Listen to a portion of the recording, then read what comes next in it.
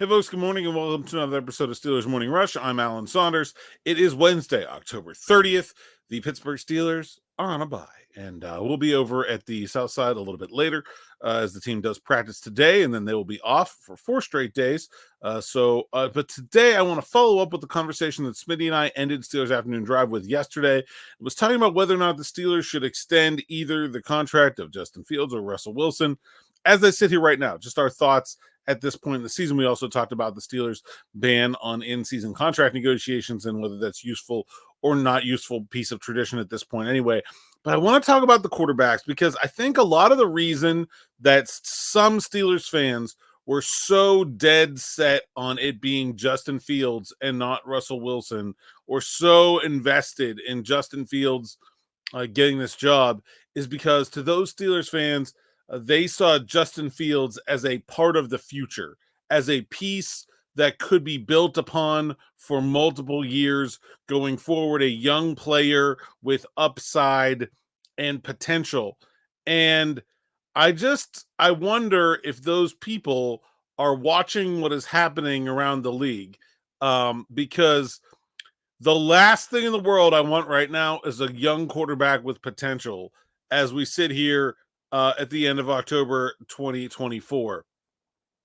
The quarterback leading the league in passing right now is 34-year-old former backup Geno Smith. Second is 29-year-old and once traded for nothing Baker Mayfield, followed by 36-year-old Kirk Cousins. Lamar Jackson, Joe Burrow, CJ Stroud, they're all up there. Aaron Rodgers is 8th. When you look at the rate stats, it gets even funnier.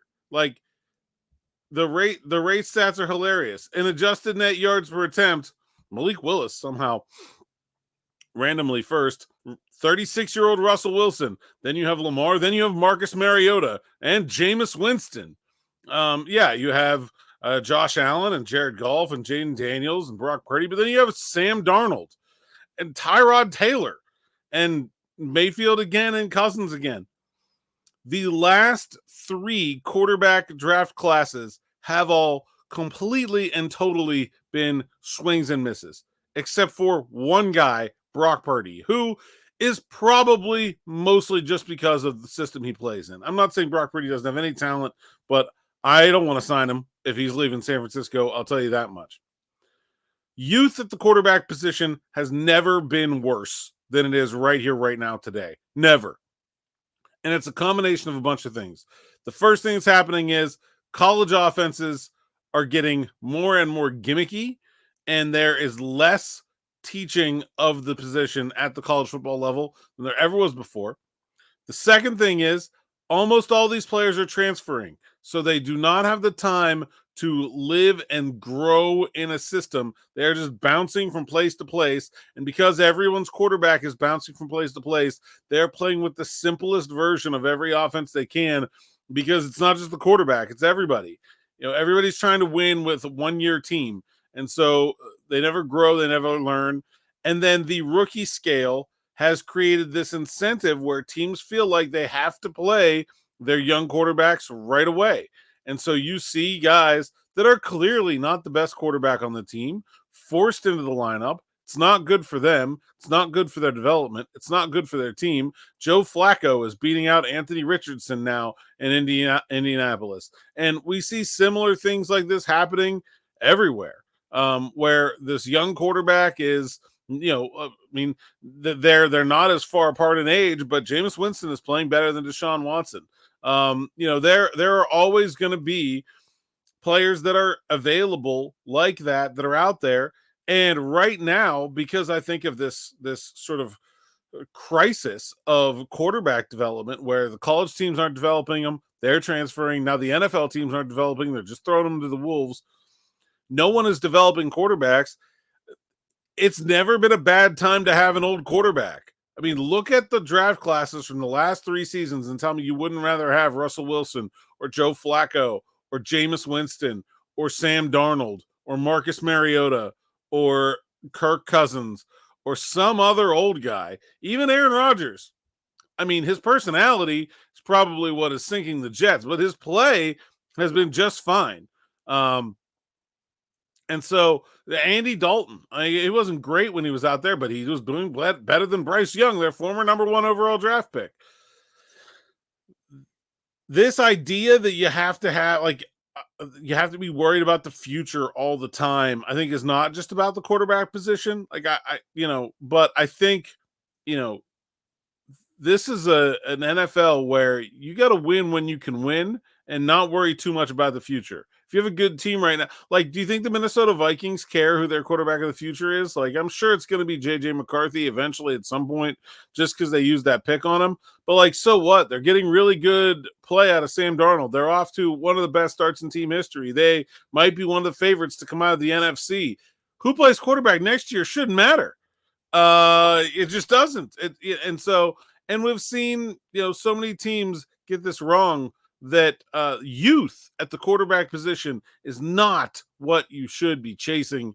It is just stability, ability. Look at how much Russell Wilson communicates at the line of scrimmage. Look at how many checks he makes. Look at how many times he's getting someone lined up in the right spot. He's hurrying things along because the play clock is coming down. He's pointing out blitzers. His experience means a lot. And as we've seen in the last couple games, he can still throw it. I mean, we just watched a generation of quarterback in Tom Brady and Ben Roethlisberger and Peyton Manning and still Aaron Rodgers play into their 40s at an unprecedented level. Now, those guys are gone, but that doesn't mean we should throw away 35-year-old quarterbacks who are pretty good right now either, especially if the alternative is chasing young guys who aren't. Look at this last couple classes, and now look at the 2025 draft class. Cameron Ward from Miami, is that the number 1 overall pick? It's probably the top quarterback. I think everyone else in that top group, if you're talking about Jalen Milroe or Newsmeyer from LSU or Carson Beck or whatever, there's Shadur Sanders. There's big problems with all of those players. Not one of them is someone where you can just walk in and take over your team and say, oh yeah, they're going to be good to go. And so again, the age doesn't matter as long as the ability is there. The ability is clearly there with Russell Wilson, and you figure it out. You don't need to have your quarterback of the next 10 years. How many teams in the NFL really feel like they have that? Very few. Very, very, very few. In fact, maybe next to none. Joe Burrow and Josh Allen. Other than that, the Lamar Jackson, probably 10 more years. I don't know. Maybe not the way he plays. Other than that, nobody else has that. So don't worry about it. Just play the best player you got. Figure it out down the road. That's all I got for today. We'll have more from the South Side later, and then back here with Smitty right around 6 o'clock on the YouTube channel for Steelers Afternoon Drive. Make sure you like, subscribe, hit that bell for notifications so you don't miss a thing.